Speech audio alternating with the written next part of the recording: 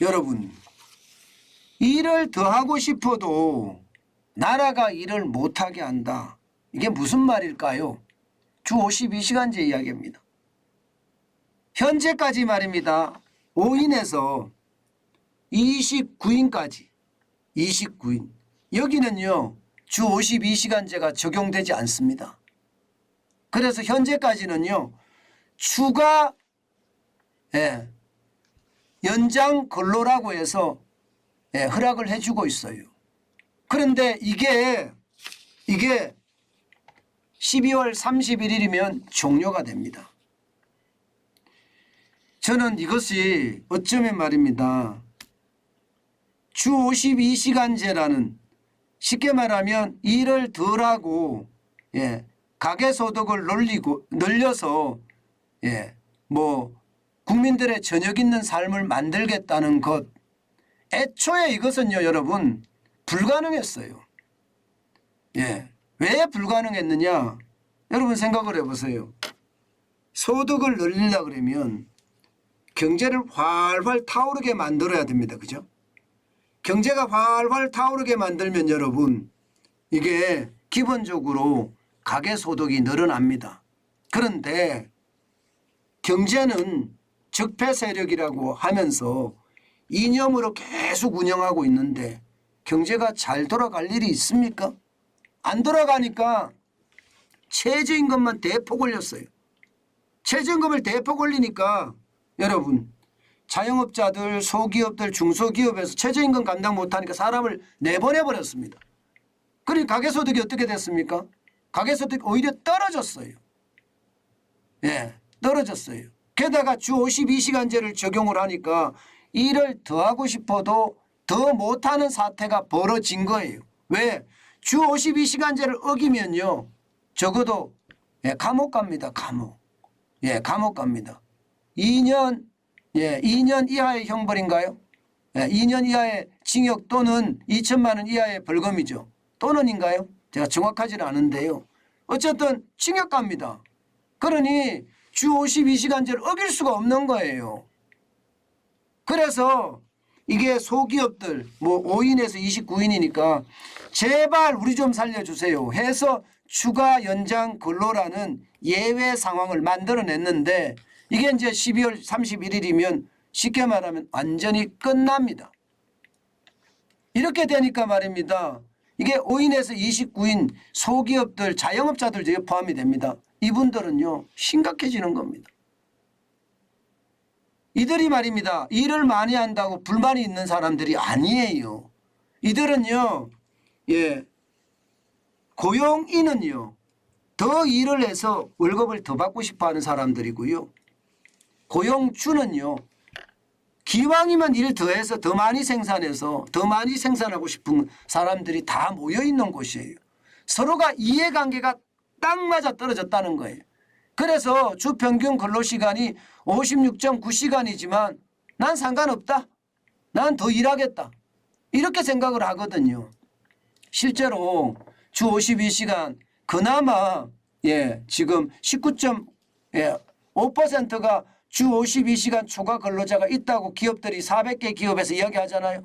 여기는 회피한 거죠. 왜냐고요? 일하고 싶어도 못하거든요. 일이 없습니다. 일이 없어요. 앞에 80.5%는 일하고 싶어도 일을 못해요. 52시간. 그런 데가 태반입니다.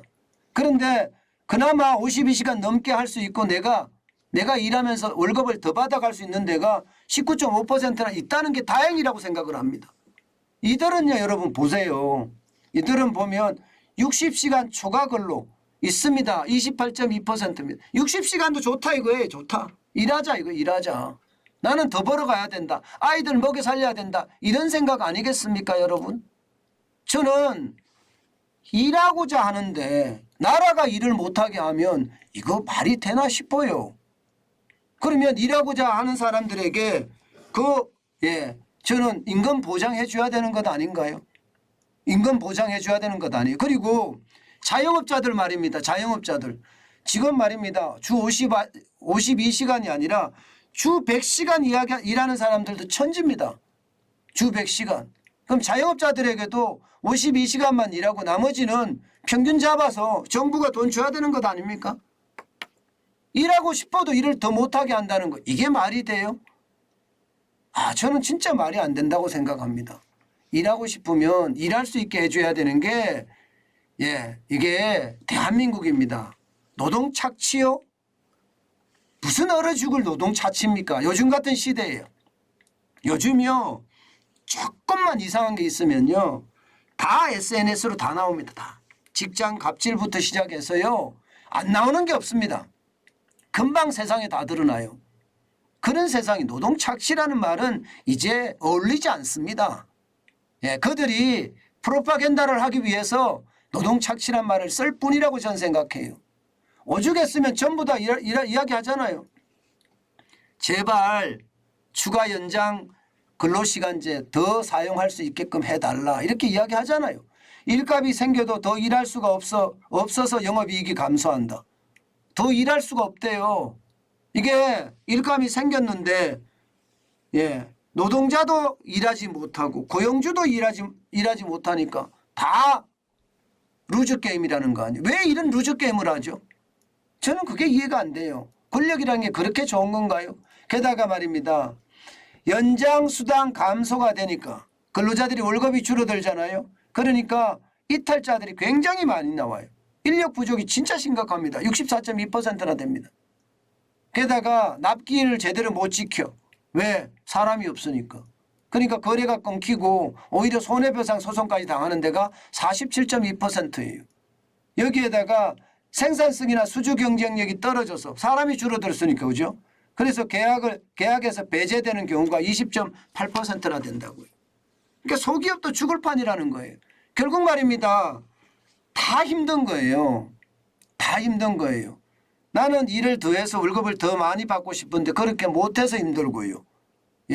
게다가 기업주는 아니 같이 좀 더 일해서 더 많이 생산해서 나눠 먹으면 되는데 못해서 그걸 못하니까 뭐 쉽게 말하면 바이어도 끊어지고 여기다가 영업이익도 감소하고 이런 상황이 된다는 거 아니겠습니까? 저는 참 어찌 보면 말입니다. 한심하다는 생각이 들어요. 진짜 한심하다. 이걸 두고 말입니다. 제가 봐서는 그냥 진짜 최악의 어떤 경제 정책을 쓰는 것은 아닌가 저는 그렇게 생각해 봅니다. 아니 뭐 사람이 먼저다 하면서 또 약자 먼저다 이렇게 이야기하잖아요. 소기업 먼저 중소기업 먼저다 이렇게 계속 되뇌 있지 않았었나요? 그런데 실질적으로 알고 보니까 약자가 더 어려워지고 노동자가 더 어려워지고 중소기업이 더 어려워지는 그런 사태까지 맞았다는 사실이 안타깝게 그지없습니다.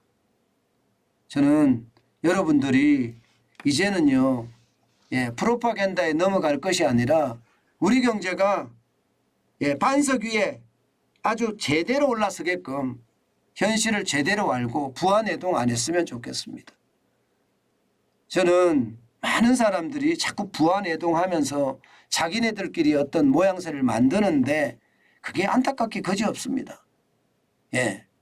지금 말입니다. 그 어느 때보다 위기 상황이잖아요. 이럴 때 일하고 싶어도 더 일할 수 있게끔 윤석열 정부는 빨리 만들어줘야 됩니다. 그래야만 중소기업의 인력 이탈의 문제도 심하지 않고요. 또 중소기업의 경쟁력도 더 키우지 않을까 저는 그렇게 생각합니다. 그게 대한민국을 살리는 길이라고 저는 생각합니다.